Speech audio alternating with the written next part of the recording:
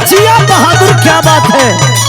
अरे जिया राजा, जिया हो समाजवादी से, बहुत अच्छे।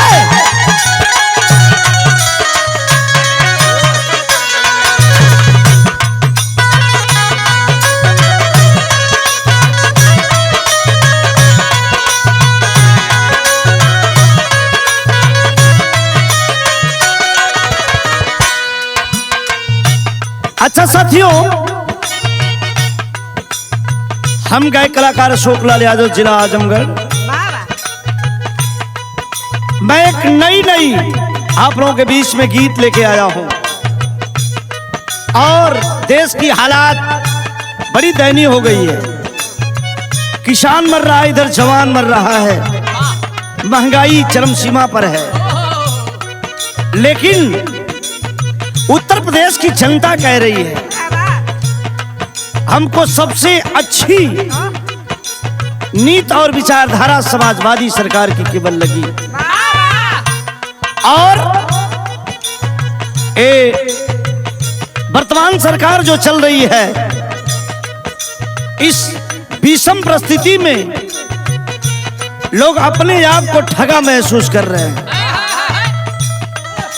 कोई ना अपने आप को आजादी महसूस कर रहा है, न अपने आप को आजाद समझ रहा है।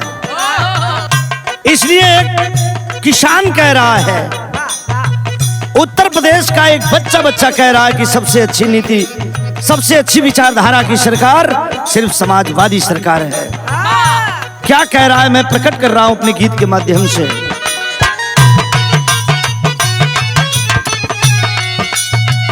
हिंदू मुसलमान संगे,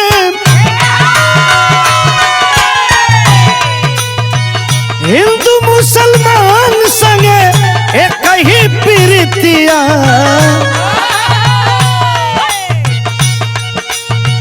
हिंदू मुसलमान संगे एक ही प्रीतिया, भावेला हो भावेला हो हमके समाजवादी नीतिया, भावेला हो हमके समाजवादी नीतिया।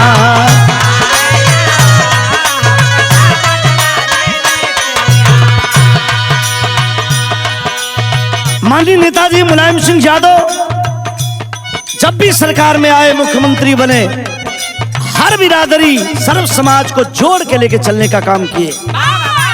और माननीय हम लोगों के आदर्श, हम लोगों के नेता, राष्ट्रीय अध्यक्ष समाजवादी पार्टी अखिलेश यादव की सरकार आई। 2012 में समाजवादी सरकार जब आई तो सबको एक साथ लेकर चलने का काम किए, चाहे वह किसी कास्ट का हो, किसी मजहब से हो, चाहे हिंदू हो, मुसलमान हो, सिख हो, ईसाई हो, सबको एक साथ लेकर चलने का काम किए। इसलिए कवि ने लिखा है क्या,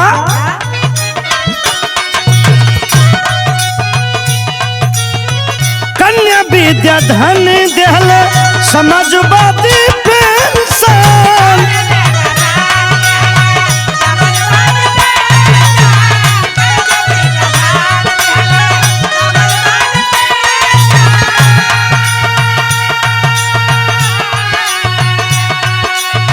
माननीय अखिलेश यादव ने समाजवादी पेंशन दिया, लोहिया आवास दिया, कन्या विद्या धन लैपटॉप वितरण, कभी किसी से भेदभाव नहीं, सबको जोड़ के लेके चलने का काम किए।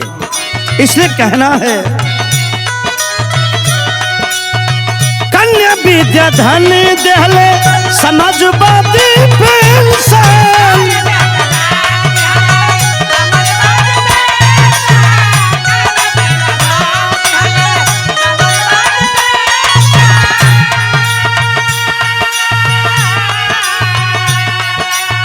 लोहिया आवास देखे दूर कैला टेंशन हो, दूर कैला टेंशन।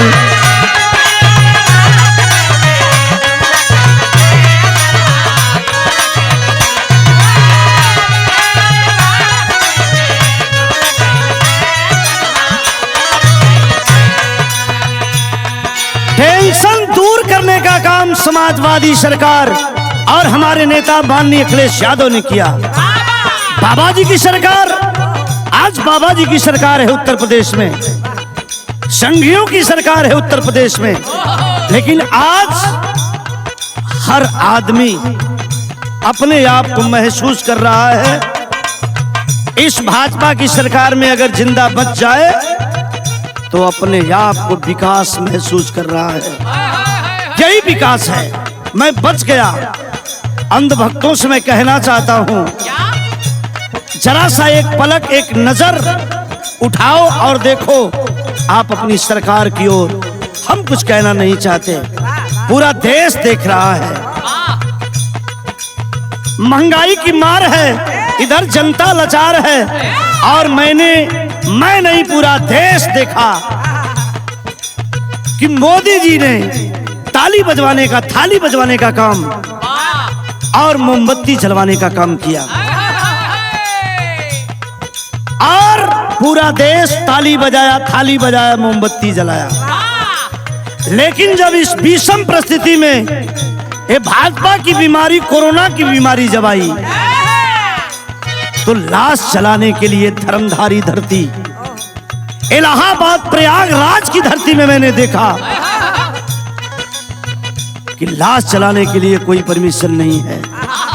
परेशान होकर के लोग बालू रेत में 2.5 फुट 2 फुट गड्ढा खन करके उसमें लाश दफनाने का काम करते थे, और हम लोगों ने देखा और पूरा देश ने देखा कि लाश के ऊपर से जब बालू उड़ जाता है, रेत उड़ जाती है, तो नंगी लाशों को देख करके इतना भय उत्पन्न हो गया शरीर में, इतना भय उत्पन्न हो गया, और तब कलेजा फटने लगा कि जब कुछ भारतीय जनता पार्टी के लोग लाशों के ऊपर से कफन खींचना शुरू कर दिए।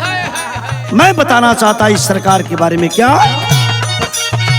जुग जुग लगावल जाई, जुग जुग लगावल जाई, उनकर कीर्तिया भावेला हो, भावेला हो, हमके अखिलेश के नीतिया भावेला हो।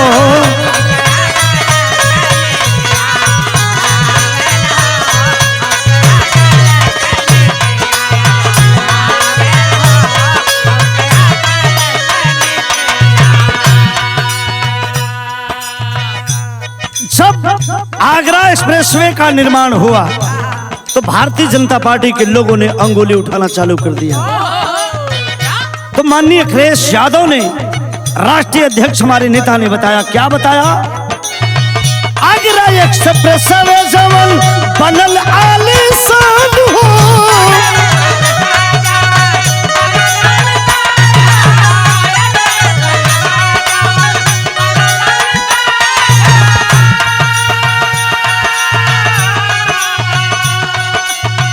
जहाँ उतरना भैया फाइटर विमान हो, सुखोई विमान हो,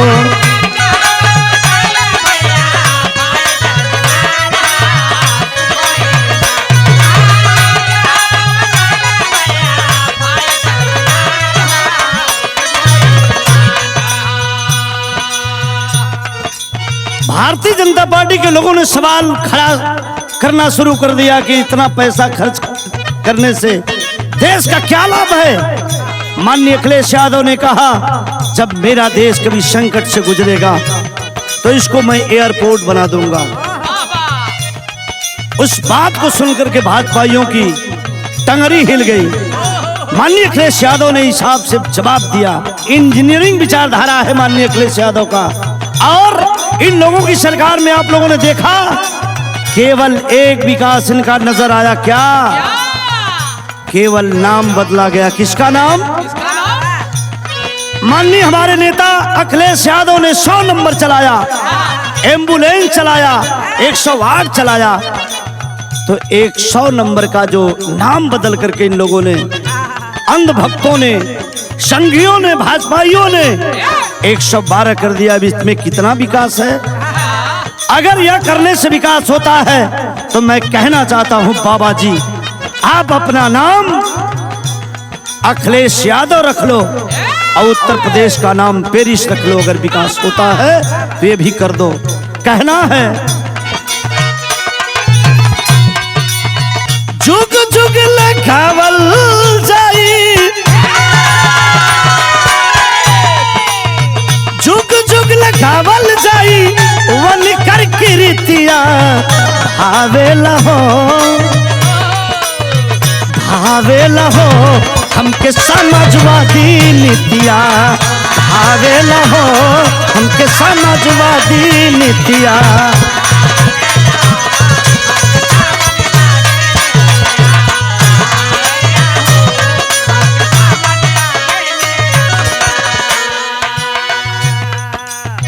आप गौर करिएगा, इस कोरोना कार्यकाल में आप लोगों ने देखा, और जैसे हमारे समाजवादी पार्टी की सरकार गई और बाबा जी की सरकार आई, यही आजमगढ़ में पीजीआई देने का काम हमारे नेता ने किया था। और पीजीआई दिया क्यों दिया? जब मेरा पूर्वांचल कहीं बीमारी से ग्रस्त होगा तो पीजीआई इलाज करने का काम करेगा। और हमारे नेता ने पीजीआई दिया, पूरे पूर्वांचल को देखता है पीजीआई।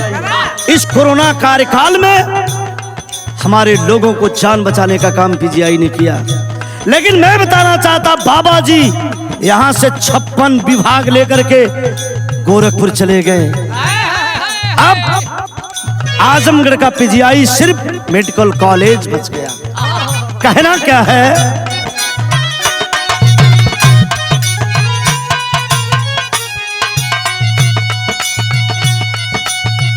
गन्ना मिल आजमगढ़ के, गन्ना मिल आजमगढ़ के एशिया के शान हो,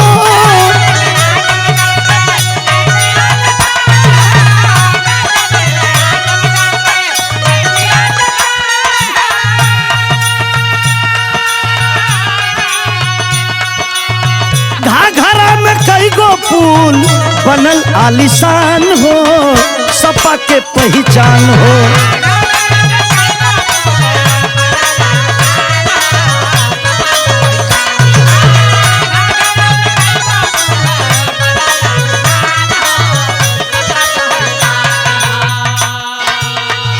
माननीय राष्ट्रीय अध्यक्ष हमारे नेता श्री अखिलेश यादव ने घाघरा नदी जो अयोध्या से होकर के बलिया की ओर जाती है, इस नदी में आप लोगों ने देखा कि कई बड़ा बड़ा पुल बनाने का काम माननीय राष्ट्रीय अध्यक्ष जी ने किया है। इसलिए मैं बताना चाहता हूं, विकास का अगर सवाल आता है तो सिर्फ अखिलेश यादव ही याद आते हैं। इसलिए कहना है, दिलवा बधड़कन जेकर, दिलवा बदरिया जेकर, नेक बनियतिया, नेक बनियतिया भावेला हो,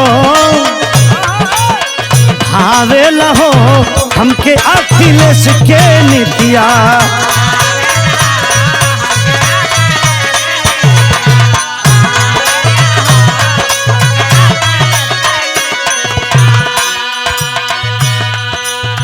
कैंसर हॉस्पिटल मेट्रो,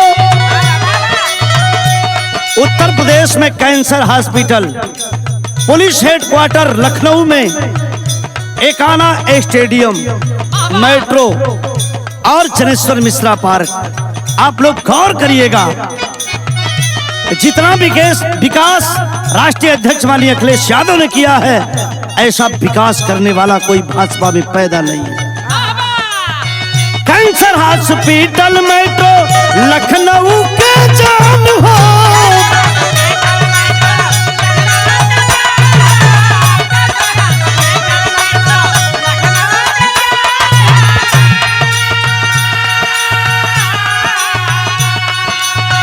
स्टेडियम बना के दिहला यूपी के पहचान हो, यूपी के पहचान हो।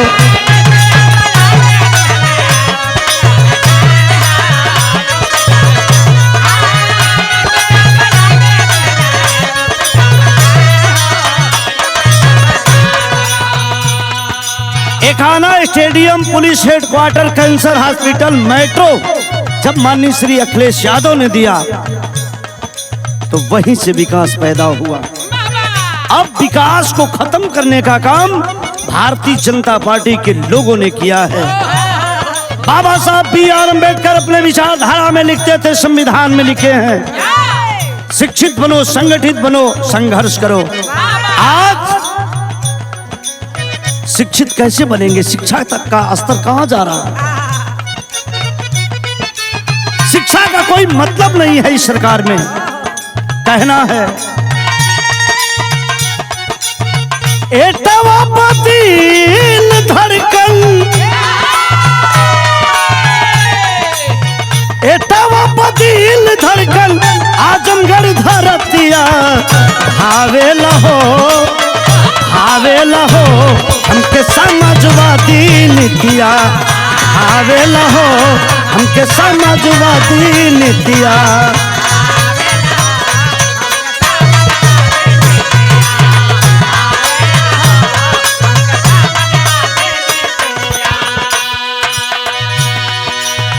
हिंदू मुसलमान संगे,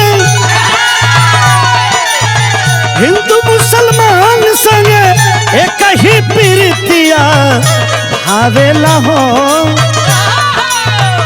भावे लहो, हमके समाजवादी नीतिया भावे लहो, हमके अखिलेश के नीतिया।